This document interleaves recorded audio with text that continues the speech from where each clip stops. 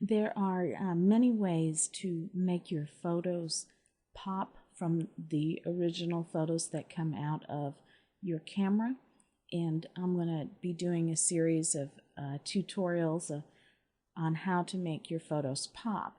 For this first one, I want to show you the very basics that I always start with for making the photos pop. I have a couple photos that I've opened up in Photoshop Elements that I've recently put on my blog, and I want to show you what I did with them before I put them on my blog. Here is one. I really like this one. I like the way the light is coming through over here. And what you want to do is to utilize the new adjustment layers. That way you can go back and tweak them rather than using the same tools through the Enhance drop-down menu. And there are three basic ones I tend to pull up to play with for all of my photos when I'm just quickly tweaking them to make them pop. The first one is levels. And I think I have a whole tutorial on levels, but basically you're going to want to, most of the time, the hexagram, I think it's called, is going to have a large mountain over here to the left.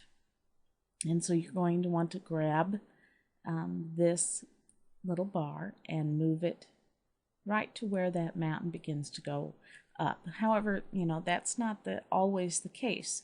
You may want different things for your photo, and so you can play with also the gray spot and the black spot.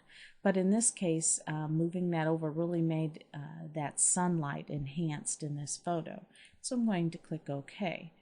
Now I'm going to open up the one for hue and saturation. And often for these nature photos, just making all the colors a little bit more saturated really makes them pop. Now you can see that's too saturated and it gets all that little grainy stuff in there. So a lot of this is just eyeing it, and it's all in the matter of the personal taste. And then the third one I like to open up is the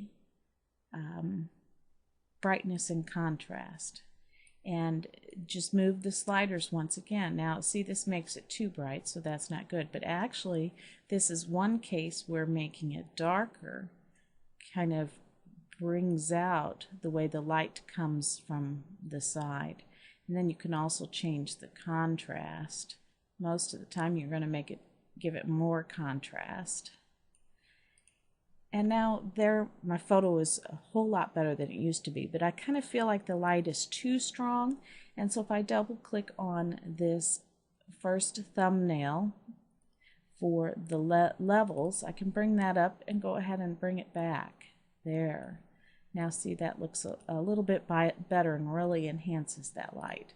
And so you can see very quickly I changed this photo from this, which came directly out of my camera, to this. And that's kind of a basic way to quickly make your photos pop by using those three adjustment layers.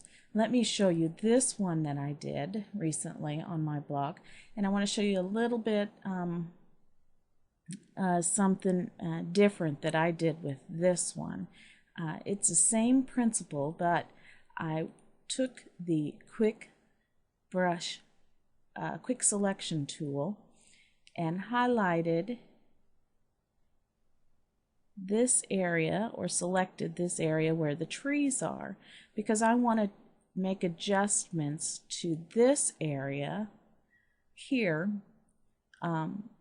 which is different from the red wall.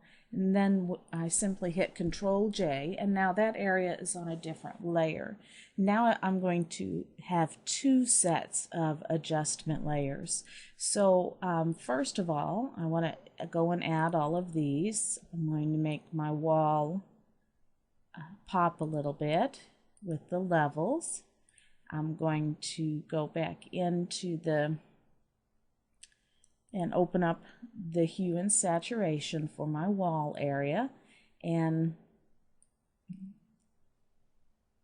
make it more saturated. But in this case I did, rather than just moving the saturation over, since my wall is red, I really want to enhance the red, I changed the channel to the reds, and now I'm only changing the saturation for the reds of this wall,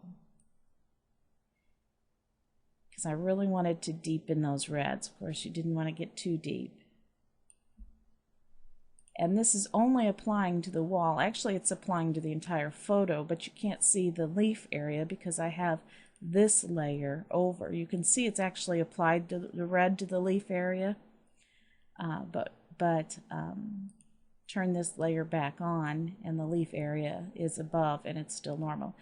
I'm going to go back to this original layer and add that brightness and contrast layer and play with it a bit. Now let's add those same three to this top layer. I'm going to change the levels. You can see they're pretty even on the trees, so I'm probably not going to play with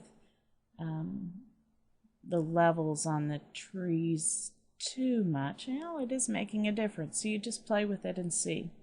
Then I'm going to go and change the hue and saturation. Now the trees have a lot of orange in them that I want to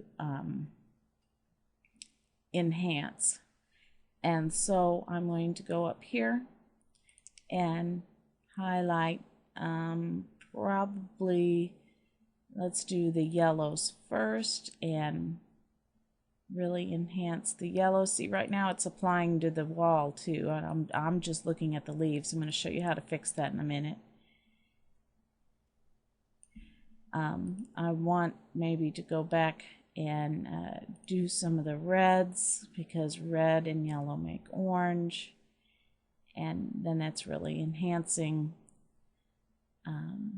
the trees. I want my green grass to be a little bit greener, so I'm going to go in there and just grab the greens and change them up too. Now watch, here's the blue sky.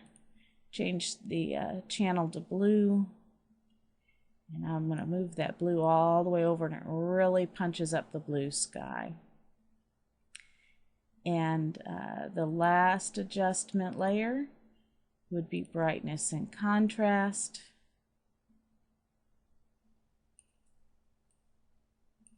Now what I'm going to do, you can see these are also working on this transparent area where the wall is. And so what I want to do is to do a Control-G and on each of these adjustment layers. So these three adjustment layers only work with this tree layer. And so you can see that these three adjustment layers are still working on the wall, and because this tree layer is above the wall layer, and it's covering up the trees on this layer, and then grouping these three make it apply to only the trees on this layer and not the transparent area. And so you can see I've really changed this photo. Now if I wanted to go back in and let's say do the hue and saturation some more, maybe I didn't kick the yellows up enough, or I thought the yellows were too much, go back and play with each of those channels. Maybe I didn't want the blue so high. Maybe I like the blue high though. And so now you can go back in and change and play with each of them until you get your photo just right. But let me show you the before. There's the before photo. And here's fixing the leaves so they pop. And then here's fixing the wall so it pops. And so I hope you can better understand a little bit more how you can quickly make your photos pop.